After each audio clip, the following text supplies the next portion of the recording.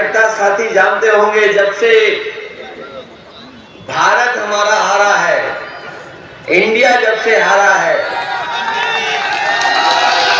एक डिक्शनरी में नया शब्द न जाने कहां से आ गया है।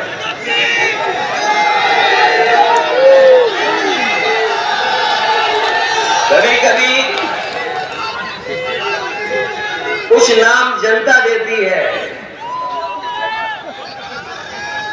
और वो शब्द ऐसा निकल करके आया है कि अगर मैं आपकी भाषा में बोलूं तो ये वो शब्द उन पर चिपक गया है, अब वो निकाले नहीं निकल सकता।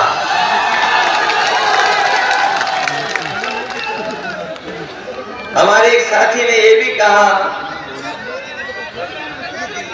कि अगर ये मैच समाजवादियों के बनवाए हुए स्टेडियम में होता तो परिणाम ये नहीं होता जो आज हुआ है, परिणाम कोई दूसरा होता। लखनऊ के स्टेडियम में आपने मैच देखा होगा, वहां इंडिया भी जीती और आपके पड़ोसी बॉलर ने सबसे ज्यादा विकेट लेकर के भी दिखा दिया।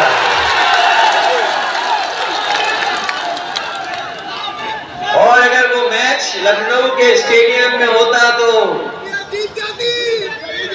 इंडिया की टीम को 2 लोगों का आशीर्वाद मिलता। जब ये स्टेडियम बनाया था मैंने,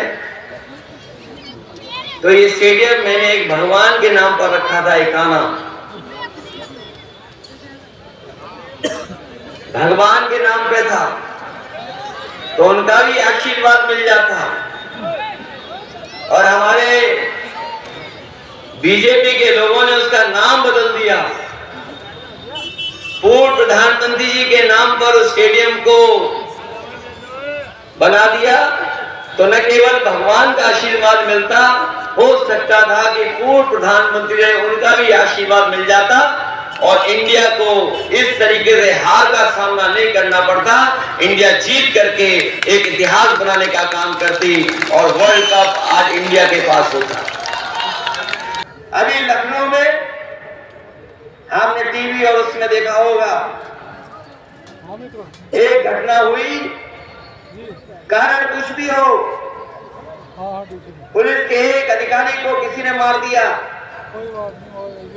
और 2-3 दिन बाद पुलिस के वरिष्ठ अधिकारी कह रहे हैं कि देखो हमने कितनी अच्छी जांच की है, 400 सीसीटीवी कैमरे छाने हमने, 400 सीसीटीवी कैमरे, और जो हत्यारा है उसकी चप्पल से हम पहचान गए कि हत्यारा कौन है।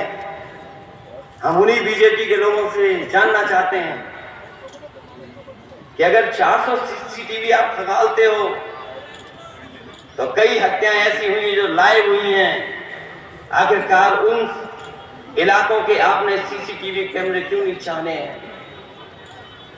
आप लखनऊ राजधानी में घटना हो जाए, 400 सीसीटीवी आप खंगाल रहे हो, आप चप्पल से पहचान ले रहे हो कि अपराधी कौन है, हत्या किसने की है, लेकिन जो हत्याएं लाइव हो जाएं, पूरा देश और दुनिया देख ले, उनमें अभी तक आपने कोई सीसीटीवी नहीं खंगाला है। कई सीसीटीवी खंगाले हो तो बता दो। जो हमारे उत्तर प्रदेश के मुख्यमंत्री जी हैं, जब उन्हें झूठ बोलना पड़ता है या बोलना होता है तो वो अंग्रेजी में बोलते हैं। हमारी आम जनता समझ न पाए इसलिए वो अंग्रेजी में बोलते हैं। अभी कुछ दिन पहले उन्होंने कहा कि हमारी रेवेन्यू सरप्लस इकोनॉमी है। हमारे पत्रकार साथियों बताओ, यही कहा कि नहीं कहा? अभी एक दिन मैंने पढ़ा अखबार में कि उत्तर प्रदेश के मुख्यमंत्री कह रहे हैं कि पहली बार आजादी के बाद उत्तर प्रदेश की इकोनॉमी सरप्लस में आ गई है, रेवेन्यू सरप्लस में है। बताओ हमारे नूरपुर के भाइयों बहनों, कितने लोगों को समझ में आ गया होगा? हमारे मुख्यमंत्री कानून व्यवस्था को कहते हैं कि जीरो टॉलरेंस है हम तो कहेंगे कि पत्रकार साथियों हमें समझाओ जीरो टॉलरेंस क्या है। कोई बताए हमें कि जीरो टॉलरेंस क्या है। अरे आप नहीं समझ जा पा रहे हो तो कोई अधिकारी तो होगा यहाँ बड़ा, वही हमें बता दे कि जीरो टॉलरेंस क्या है। इसलिए इन लोगों से सावधान रहना। जब इन्हें झूठ बोलना होता है, आम जनता को समझ में नहीं आए तो वो अंग्रेजी में बोलते हैं कि हमारा रेवेन्यू सरप्लस है। और अगर रेवेन्यू सरप्लस है तो बताओ हमें डीजल पेट्रोल महंगा क्यों मिल रहा है। अगर रेवेन्यू सरप्लस है तो बताओ जो सिलेंडर फ्री दिए गए थे वो आज सस्ते क्यों नहीं है। आज भी उनसे सरकार पैसा वसूल रही है। और अगर रेवेन्यू सरप्लस है तो आपको कौन रोकता है कि हमारे किसानों को गन्ने की कीमत न बढ़ा दी जाए। अगर रेवेन्यू सरप्लस है तो हमारे किसानों के गन्ने की कीमत बढ़नी चाहिए और कम से कम इतनी बढ़नी चाहिए कि जितना बाजार में महंगाई है, कम से कम अगर वो गन्ना चीनी मिलों के पास भेजता है तो थोड़ी बहुत उसकी गरीबी दूर हो जाए।